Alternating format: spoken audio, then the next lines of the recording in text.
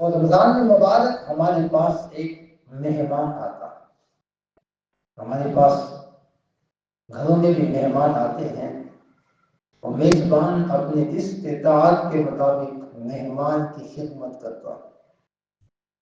اگر مہمان کی خدمت اچھے انداز میں کی جائے تو جانے والا مہمان دعائیں بھی دیتا ہے اور ساتھ تعریف بھی کرتا ہے کہ میں فلاں کے پاس گیا تھا، اس نے میری اچھی مہمان نوازی کی ہے، مجھے عزت دی ہے، رسپیکٹ دی ہے۔ تو یہ ماہ مقدس رمضان المبارک بھی ہمارے پاس آتا ہے، اللہ کی طرف سے آتا ہے، مہمان آتا ہے۔ ہم اس میں روزے رکھیں گے، عبادت و ریاضت میں کثرت کریں گے، اس کا ادب و احترام کریں گے، یہ اللہ کی بارگاہ میں جا کے ہماری شفاعت بھی کرے گا، شفاعت بھی کرے گا۔ یا اللہ میں تیرے بندوں کے پاس گیا تھا، انہوں نے میرا احترام بھی کیا، روزے بھی رکھے، ادب بھی کیا، عبادت میں کثرت کے ساتھ وقت دیا کرتے تھے۔ تو یہ مقدس مہینہ اللہ کے حضور جا کے ہماری تعریف توصیف کرے۔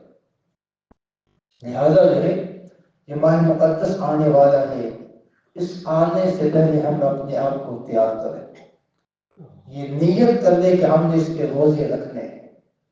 اس ماہ مقدس میں عام جو ہم عبادات الحمدللہ سب کرتے ہیں، لیکن اس ماہ مقدس میں عبادات کے معمول میں اضافہ کر دینا ہے۔ ہم عام حالات میں قرآن کی تلاوت کرتے ہیں، قرآن کی تلاوت میں اضافہ کریں، ذکر و اذکار میں اضافہ کریں، درود و سلام میں اضافہ کریں۔ پھر کیونکہ وجہ یہ ہے اس ماہ مقدس کا جو ثواب ہے عام مہینوں سے کہیں زیادہ ہے، کہیں زیادہ ہے۔ لہذا جو ہے آنے والے مہینے کا ہم نے استقبال کرنا ہے۔ استقبال کیسے کرنا ہے؟ ہم نے نماز تراویح بھی ادا کرنی ہے، اس کے روزے بھی رکھنے ہیں، عبادت و ریاضت بھی کریں، اور جتنے اللہ نے استطاعت دی ہے صدقہ خیرات بھی کریں۔ حضرت ام عائشہ رضی اللہ عنہا سے روایت ہے، جب ماہ مقدس رمضان مبارک آتا ہے تو نبی مکرم صلی اللہ علیہ وسلم عام حالات میں بھی یہ راہ خدا میں دیتے تھے، لیکن اس ماہ مقدس میں صدقہ خیرات میں کثرت فرما دیتے تھے، زیادہ دیتے تھے۔ جب پوچھا گیا فرمایا اس ماہ مقدس میں راہ خدا میں دینے کا ثواب عام مہینوں سے زیادہ ہے۔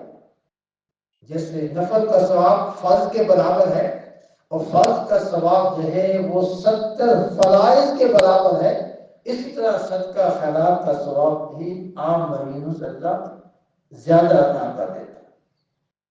تو ماہ مقدس رمضان مبارک اللہ نے ہمیں تحفہ عطا کیا،